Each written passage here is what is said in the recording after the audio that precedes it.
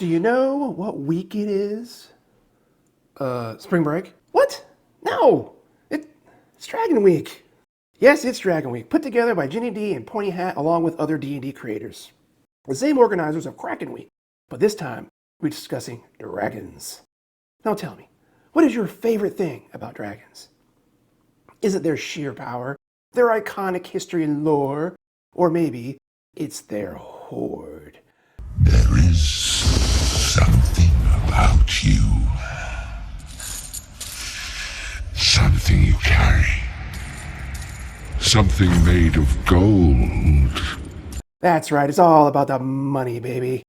The gold, the jewels, the magic items, all the good stuff. But might that be a bit too boring? I mean, the most powerful creatures you fight will have some sort of treasure associated with them.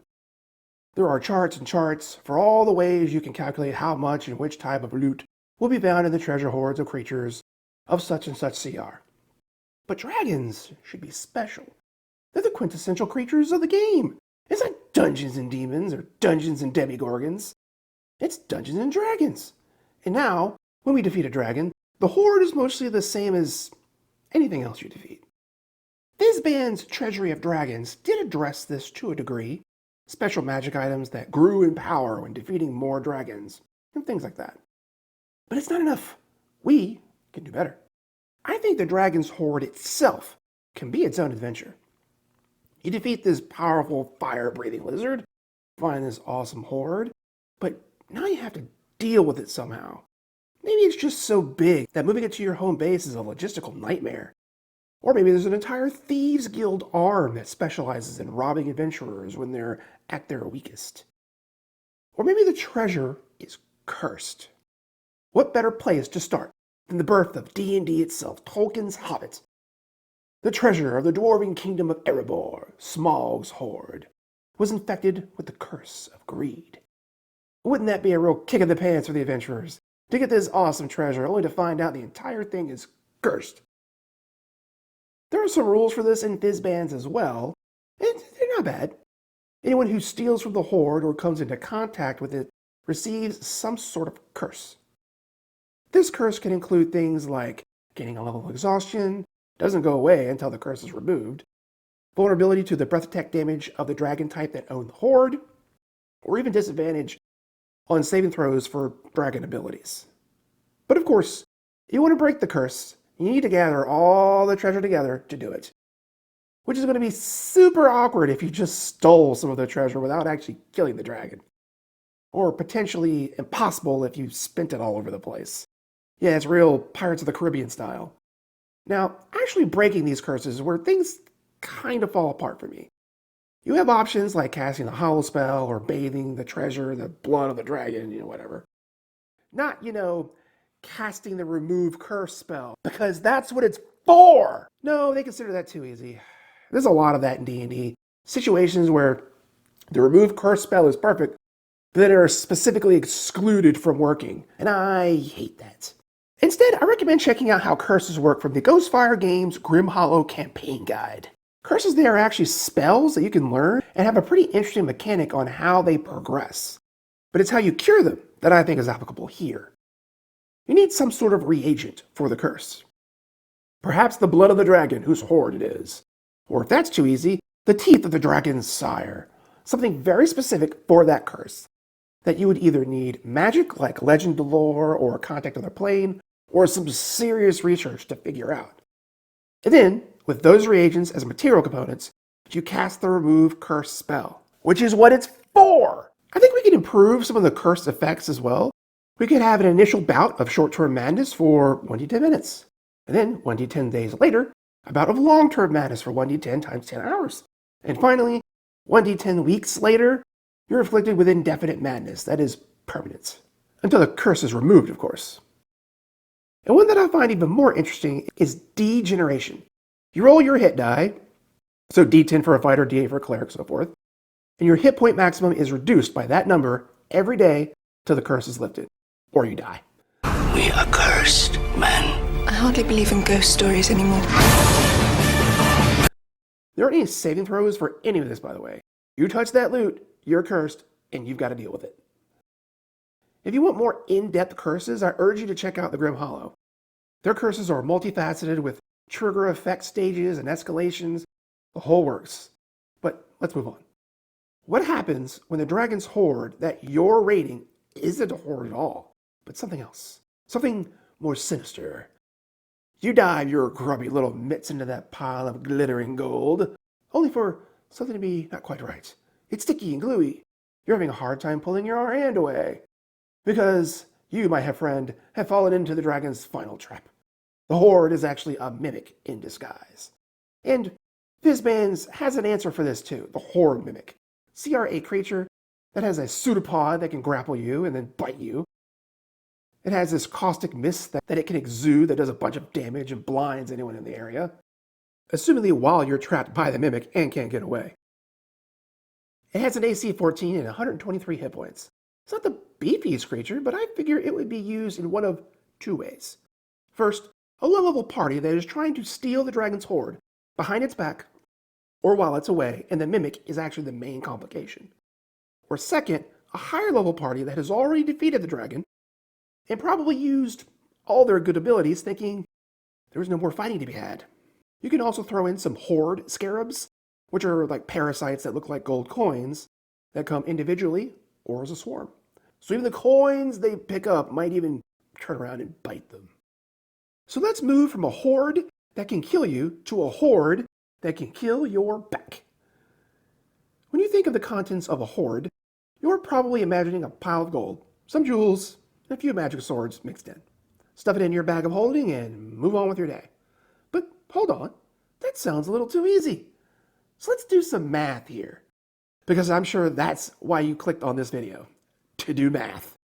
If the dragon you slayed was an adult green dragon, that is a CR15 creature. A treasure hoard from that would be 1,400 gold pieces, 1,750 platinum pieces, a few gems or art objects, and a couple of magic items. You wouldn't even need a bag of holding to walk out with that. But is that realistic? I think a dragon's hoard would be more varied than that.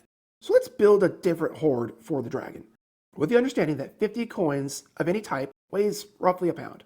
Let's start off with 30,000 copper pieces, 10,000 silver pieces, 2,500 gold pieces, which is actually a little more, and 500 platinum pieces. In addition, there will be at least one marble statue that weighs 1,000 pounds, which is worth about 2,000 gold, as well as 160 square yards of silk, which is about 10 pounds, worth something like 1,600 gold. It's not exactly apples to apples in value, but it's close enough. And you sure aren't getting all of that into a bag of holding, because that is approximately 1,900 pounds, almost a ton. And you and your party have to figure out how to move all of that. This is a very old school sort of problem to give to your players. You have a lot of treasure in the physical sense, and you have to get it from point A to point B. A lot of older adventurers, and some of the older 5e adventures, would present this problem to the players. How do you move that much weight from a lair / dungeon / scene of the crime to safety? Your home base, the merchants, a bank, whatever. This can be an adventure in and of itself. Did you come prepared with mules and wagons to haul it all away? Are you going to have to leave the hoard where it is to go get the transportation and risk it being stolen? Do you split the party and try and get said transportation and protect the booty at the same time? What spells and resources does your party have at their disposal to help with this problem? Tinker's Floating Disc is a ritual spell that gets ragged on a lot until you realize it can help you move 500 pounds of treasure. Slow, mind you, but it can do it. What other tricks and ideas would your players come up with to solve this problem? This is definitely one of those times where I don't even contemplate a solution to the problem when I give it to my players. I just sit back and watch them cook. They have a lot of motivation to figure it out, and seeing those ideas come to fruition will be very rewarding for everyone. And I know having a challenge where everyone is scribbling on paper, doing math on how to move that much loot versus how much each player can carry, etc. doesn't sound very fun, but give it a chance. And lastly, we come to my silliest take on interesting things involving a dragon's hoard.